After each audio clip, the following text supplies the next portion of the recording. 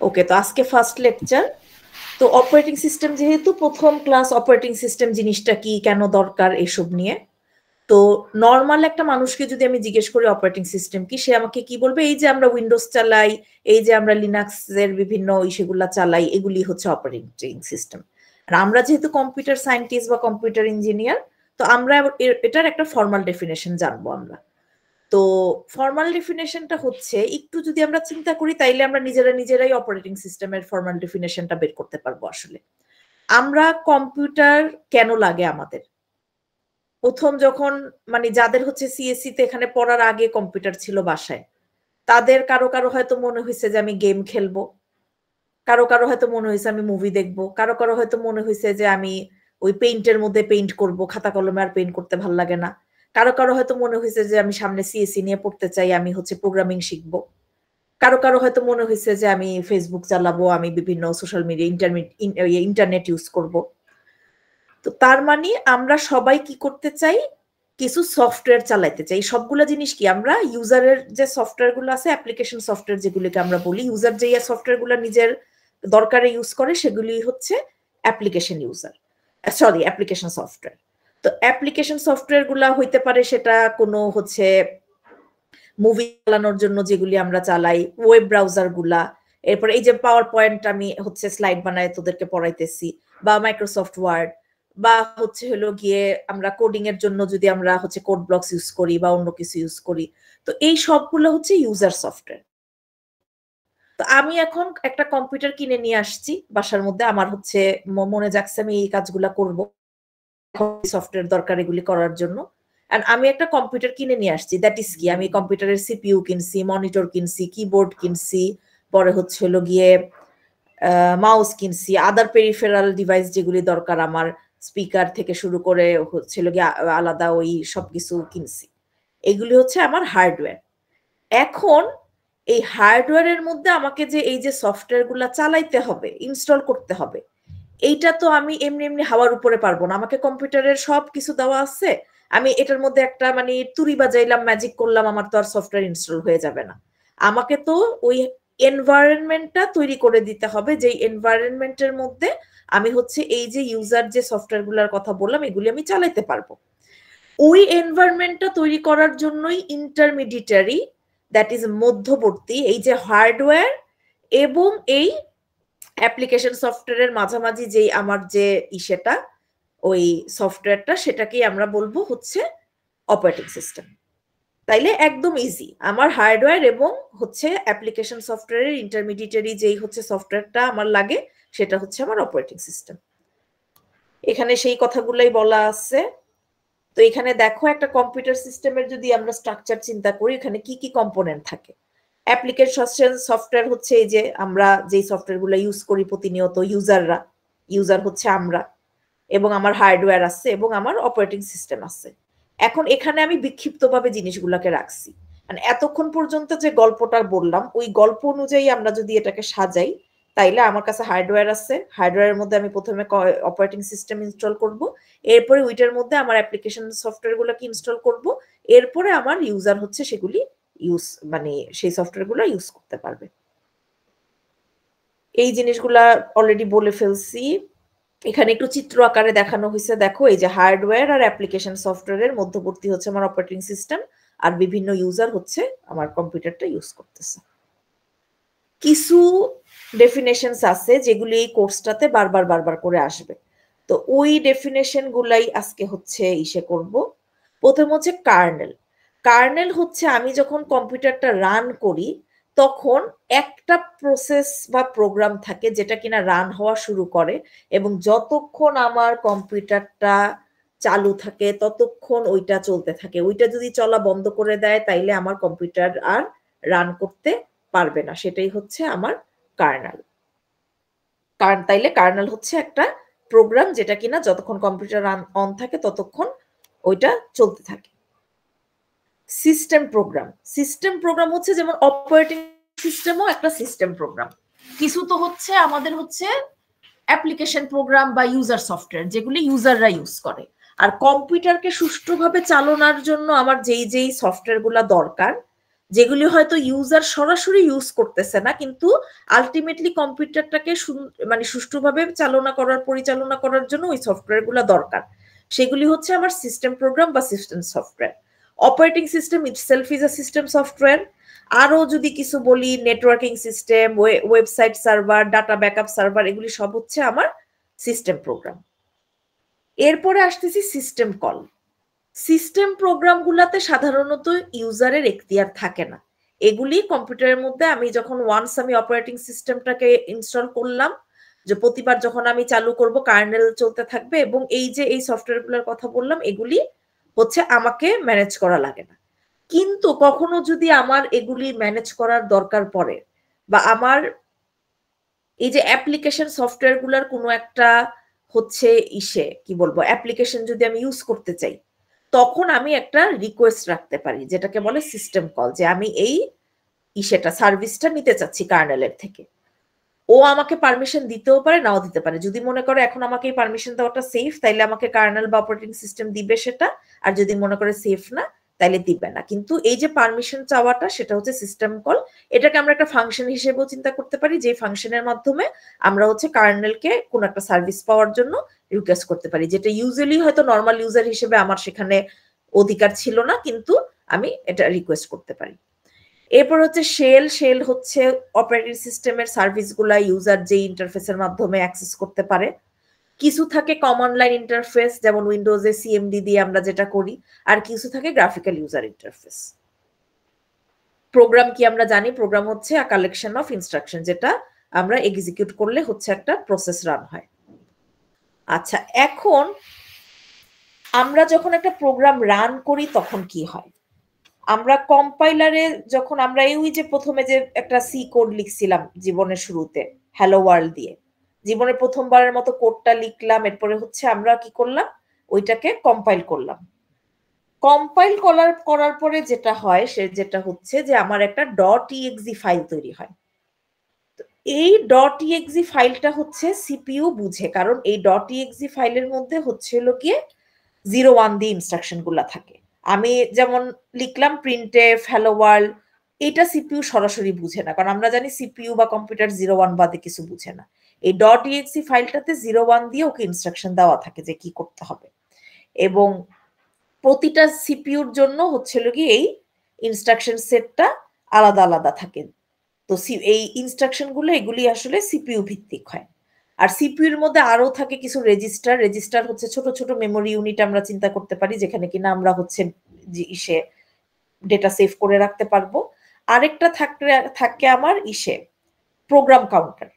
Program counter বলতে আসলে নাম শুনে মনে হতে পারে যে যত কয়টা প্রোগ্রাম রান হচ্ছে আমার কম্পিউটারে সেটা, কিন্তু অ্যাকচুয়ালি প্রোগ্রাম কাউন্টার হচ্ছে যে এই যে আমার একটা প্রোগ্রাম কি সেট অফ ইনস্ট্রাকশন, কত নাম্বার ইনস্ট্রাকশন বা কত নাম্বার লাইন এখন এক্সিকিউট হচ্ছে, ওইটাতে একটা পয়েন্টারকে পয়েন্ট করে রাখা হয়। তো ওই পয়েন্টারটাকে আসলে প্রোগ্রাম কাউন্টার বলে, আর কিছুই না। তো এখন তাইলে আমরা এতক্ষণ কি জানলাম, যে আমরা যখন একটা প্রোগ্রামকে রান করি তখন একটা .exe ফাইল তৈরি হয়, যে .exe ফাইলটা হচ্ছে গিয়ে সিপিইউ এক্সিকিউট করতে পারে, কারণ এটা 0-1 থাকে, এবং সিপিইউর একটা ইনস্ট্রাকশন সেট থাকে, ওইখান থেকে সে হচ্ছে ওইটা এক্সিকিউট করে। আর সিপিইউর মধ্যে থাকে হচ্ছে গিয়ে কিছু রেজিস্টার, যেখানে আমরা ডাটা সেভ করতে পারি, এবং একটা পয়েন্টার থাকে যেটাকে আমরা প্রোগ্রাম কাউন্টার বলি, যেটা কিনা আমার কারেন্ট যে ইনস্ট্রাকশনটা সেটার দিকে হচ্ছে পয়েন্ট করে রাখে। এখন এখানে আরেকটু ইলাবোরেটলি বলা হয়েছে যে আমার যে .exe ফাইলটা, ওইটা আমার থাকে হচ্ছে গিয়ে মেইন মেমোরি বা র্যামের মধ্যে আমার কোড থাকে এবং ডেটা থাকে। তো এখন যেটা হয় যে আমার কোডটা মনে করো যে .exe ফাইলটা আমার মেইন মেমোরির মধ্যে আনা হয়েছে, যেখানে কোডগুলোও আছে ডেটাগুলোও আছে .exe ফাইলের ভিতরে 0-1 আকারে। এখন প্রোগ্রাম কাউন্টার যেটা করতেছে যে কত নাম্বার লাইন এক্সিকিউট হয়েছে ওইটা পয়েন্ট করে আছে। সিপিইউর মধ্যে প্রোগ্রাম কাউন্টার আছে, কারণ আমরা একটু আগে পড়ছিলাম যে সিপিইউতে আসলে প্রোগ্রাম কাউন্টারটা থাকে এবং কিছু রেজিস্টার থাকে। এখন মনে করো আমার এই প্রোগ্রামটা, এখানে আমি দুইটা সংখ্যা যোগ করব, তো ওই সংখ্যা দুইটা নিশ্চয়ই ডাটা হিসেবে এখানে সেফ আছে। তো এই ডাটা দুইটা আমি সিপিইউ কে দিলাম। এখন সিপিইউ কি করলো, রেজিস্টারের মধ্যে এই ডাটা দুইটাকে সেভ করলো। মনে করো একটা নাম্বারকে এখানে সেভ করলো, একটা নাম্বারকে এখানে সেভ করলো। এন্ড সিপিইউর আমরা জানি একটা পার্ট হচ্ছে এএলইউ। এএলইউ যেটা করলো যে অ্যারিথমেটিক লজিক ইউনিট, এই দুইটাকে যোগ করলো, যেহেতু আমি ইনস্ট্রাকশনে দেখতে পারতেছি যে আমাকে যোগ করতে হবে, যোগ করলো, যোগ করে হচ্ছে রেজাল্টটা আরেকটা রেজিস্টারের মধ্যে রাখলো, রেখে পরে যেটা হয় যে এই যে রেজাল্টটা এটা আবার ও মেইন মেমোরিতে পাঠায় দেয়। মেইন মেমোরি থেকে যখন আবার আমার হচ্ছে .exe ফাইলে ডেটাটা যায়, তখন আমি আলটিমেটলি আমার আউটপুটটা হচ্ছে আউটপুটের সাথে দেখতে পারি। তো এই পুরা কাহিনীটা বলার কারণ হচ্ছে যে এইখানে আমার অপারেটিং সিস্টেমের ভূমিকাটা কি। প্রথমত অপারেটিং সিস্টেম যেটা করে যে ওই যে বলছিলাম না আমরা যে .exe ফাইলটা আমার মেইন মেমোরি বা র্যামের মধ্যে থাকবে, ও হচ্ছে র্যামের মধ্যে এই .exe ফাইলটাকে লোড করে, এটা হচ্ছে একটা কাজ।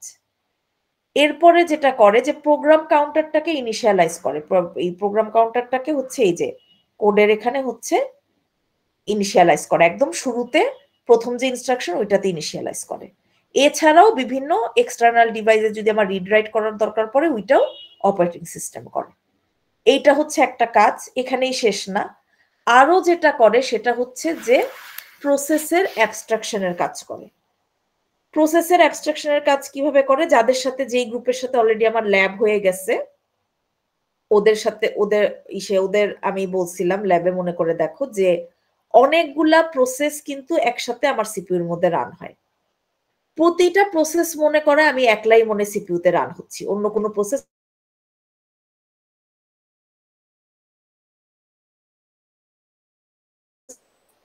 একটা মিনিট একটু শুনুন।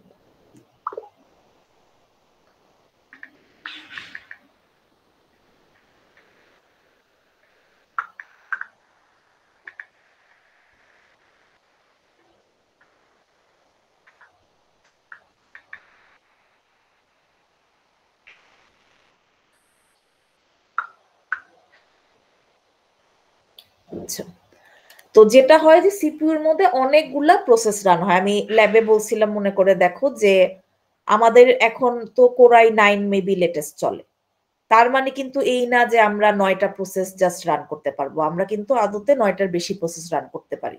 আমরা যদি একটু চেক করে দেখি টাস্ক ম্যানেজারে, তাইলেই দেখবো যে আমাদের অনেকগুলা প্রসেস, কিছু তো ইউজারের চালানো আছে, কিছু কম্পিউটারের নিজের হচ্ছে ওই যে যেটা বললাম যে কিছু প্রসেস নিজে চলতে থাকে। তো কিন্তু প্রতিটা প্রসেসই সামহাও মনে করে যে সিপিইউ মনে হয় খালি রান করতেছে।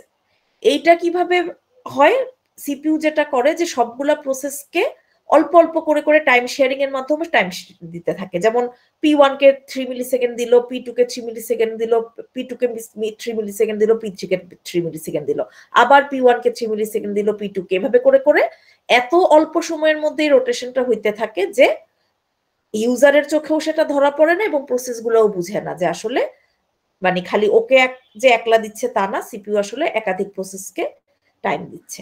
আবার দুইটা প্রসেসের এই জিনিসটা অপারেটিং সিস্টেম করে। আর যদি দুইটা প্রসেসের মধ্যে কমিউনিকেশনের দরকার পড়ে, যেটাকে আমরা ইন্টার প্রসেস কমিউনিকেশন বলি, ওইটাও কোঅর্ডিনেট আমার অপারেটিং সিস্টেম করে।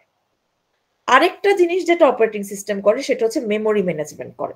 মেমোরি ম্যানেজমেন্টটাও এই প্রসেসের ম্যানেজের মতোই। সেটা হচ্ছে যে প্রতিটা প্রসেস মনে করে যে পুরাটা র্যাম মনে হয় ওর। প্রতিটা প্রসেসকে যেটা করে যে র্যামে ওকে তো কিছু জায়গা দেওয়া হয়, কিন্তু ও তো একলা না, আর অন্যান্য প্রসেস গুলাও আছে। কিন্তু মেইন মেমোরিটাকে এমন ভাবে হচ্ছে ম্যাপিং করে, 0 থেকে মনে করো আমার যদি 4 জিবি র্যাম থাকে, 0 থেকে 4 জিবি পর্যন্ত একটা ভার্চুয়াল ম্যাপিং করে এবং ও মনে করতে থাকে যে এই পুরাটা 4 জিবি ওর জন্য। কিন্তু আসলে কিন্তু অন্যান্য যে আমার প্রসেসগুলো আছে ওইগুলিও আসলে এই মেইন মেমোরিতে রান হচ্ছে, কিন্তু ওকে একটা ইলিউশন দেওয়া হয় যে তুমি একলা খালি এখানে রান হচ্ছে। এটা হচ্ছে আমার হিসেব মেমোরি ম্যানেজমেন্ট বা মেমোরি ভার্চুয়ালাইজেশন। এই প্রতিটার উপরে সামনে একটা করে আলাদা আলাদা চ্যাপ্টার আছে, তখন আমরা হচ্ছে লোকে আরো ইসে করে করব। আর আরেকটা যেটা সেটা হচ্ছে যে বিভিন্ন যে ডিভাইস গুলো আছে আমাদের, এক্সটার্নাল ডিভাইস বলো বা নেটওয়ার্ক কার্ড বলো বা যেমন হার্ড ডিস্ক বলো, এগুলি হচ্ছে ইসে করে, ওএস ম্যানেজ করে। তো ওএস ম্যানেজ করার সময় যেটা হয় যে অনেক সময় ইন্টারাপ্ট আসে। ইন্টারাপ্ট হচ্ছে আমরা ইংলিশ ওয়ার্ড ইন্টারাপ্ট বলতে যেটা বুঝি, ইন্টারাপ্ট মানে কি একজন কথা বলতেছে আমি তাকে থামাই দিলাম, মানে ইন্টারাপ্ট। তো কোনো সফটওয়্যার বা হার্ডওয়্যারের যদি সিপিইউর অ্যাটেনশনের দরকার পড়ে যে আচ্ছা তুমি এখন কি করতেছো ওইটা থামাও, আমার এখানে হচ্ছে ইমার্জেন্সি দরকার পড়ছে, তখন যেটা করে ও একটা ইন্টারাপ্ট মেসেজ সেন্ড করে। ইন্টারাপ্ট বিভিন্ন ধরনের হয়ে থাকে।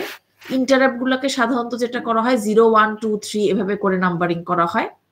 একটা টেবিল থাকে যেটাকে আমরা ইন্টারাপ্ট ভেক্টর টেবিল বলি। ওই টেবিলের 2টা কলাম থাকে। প্রথম কলামে ইন্টারাপ্টের নাম্বারটা দেওয়া থাকে 0, 1, 2, 3। দ্বিতীয় কলামে যেটা থাকে সেটা হচ্ছে যে অত নাম্বার ইন্টারাপ্ট হইলে এখন সিপিইউ কে তো কিছু অ্যাকশনস নিতে হবে। ওই অ্যাকশন গুলা বা ওই ইনস্ট্রাকশন গুলা যে আমার মেমোরির যেখানে সেভ করা আছে ওই মেমোরি অ্যাড্রেসটা দেওয়া থাকে দ্বিতীয় কলামে। মনে করো ইন্টারাপ্ট 2 অকার করলো, তো সিপিইউ দেখলো যে ইন্টারাপ্ট 2, তো তখন যেটা করে যে ও টেবিলে গিয়ে ইন্টারাপ্ট 2 এর রোতে যায়, রোতে গিয়ে ওর হচ্ছিল গিয়ে দ্বিতীয় কলামের রোতে দেখে যে ওইটার অ্যাড্রেসটা কই আছে, ওই অ্যাড্রেসে গিয়ে ওই অনুযায়ী ইনস্ট্রাকশন ফলো করে। এখন মনে করো ইনস্ট্রাকশনে দেওয়া আছে যে তোমার কম্পিউটার রিস্টার্ট দিতে হবে, তখন কম্পিউটার আপনি রিস্টার্ট হয়ে যাবে। এটা হচ্ছে ইন্টারাপ্ট। সফটওয়্যার থেকে যদি ইন্টারাপ্ট করা হয় সেটাকে বলে সফটওয়্যার ইন্টারাপ্ট, হার্ডওয়্যার থেকে করা হলে সেটাকে বলা হয় হার্ডওয়্যার ইন্টারাপ্ট। এখানে এই কথাগুলাই বলা হচ্ছে। আর আমাদের যে অপারেটিং সিস্টেম সেটা ইন্টারাপ্ট ড্রিভেন, মানে এখানে ইন্টারাপ্ট আমরা অ্যালাউ করি। তো ইন্টারাপ্ট অ্যালাউ করি, ইন্টারাপ্ট ড্রিভেন, কিন্তু আরেকভাবেও হ্যান্ডেল করা যায় জিনিসটা, সেটা হচ্ছে পোলিং এর মাধ্যমে। একটা তো ইন্টারাপ্টের মাধ্যমে এইসব কেসগুলোকে হ্যান্ডেল করা যায়, আরেকটা হচ্ছে পোলিং এর মাধ্যমে। পোলিং হচ্ছে যে আমি বারবার জিজ্ঞেস করব যে কোনো কি তোমার দরকার আছে সিপিইউর, তো কোনো কি তোমার দরকার আছে সিপিইউর, বারবার জিজ্ঞেস করব। তো যদি কখনো কোনো হার্ডওয়্যার বা সফটওয়্যারের দরকার থাকে তখন সে বলবে যে হ্যাঁ আমার দরকার আছে, কিন্তু এটা আসলে সময় সাপেক্ষ। তো যার কারণে ইন্টারাপ্টটাই আমরা মডার্ন যত অপারেটিং সিস্টেম আছে সব জায়গায় আমরা ইন্টারাপ্ট সিস্টেমটা এসে করি। এখন লাস্ট স্লাইডে এসে পড়ছি, সেটা হচ্ছে অপারেটিং সিস্টেমের গোল। অপারেটিং সিস্টেমের গোল হচ্ছে কিছুই না, আমার এই প্রোগ্রামগুলোকে হচ্ছে আমি সুন্দর মতো হচ্ছে অ্যাবস্ট্রাকশনের মাধ্যমে যদি রান করতে পারি, আমার যে ইসেগুলো আছে, হার্ডওয়্যার গুলো আছে, সিপিইউ, মেমোরি, এগুলিকে যদি এফিশিয়েন্টলি ইউজ করতে পারি, এবং প্রসেসগুলোকে আইসোলেশন হচ্ছে ওই যে বলছিলাম যে প্রতিটা প্রসেস মনে করো একলাই রান হচ্ছে, এই 3টা জিনিস যদি আমি করতে পারি, এক হচ্ছে আমার রিসোর্স গুলোকে ঠিক মতো ইউজ করা, 2 নাম্বার হচ্ছে আমার সুন্দর মতো হচ্ছে হার্ডওয়্যারের ইসেগুলোকে অ্যাবস্ট্রাকশন করা, আর একটা হচ্ছে আমার প্রসেসগুলোকে করা, আইসোলেশন করা, তাইলে আমার বলতে পারবো যে এটা একটা গুড অপারেটিং সিস্টেম। এই ছিল ফার্স্ট লেকচার। এটা একদমই একটা বেসিক একটা লেকচার আসলে।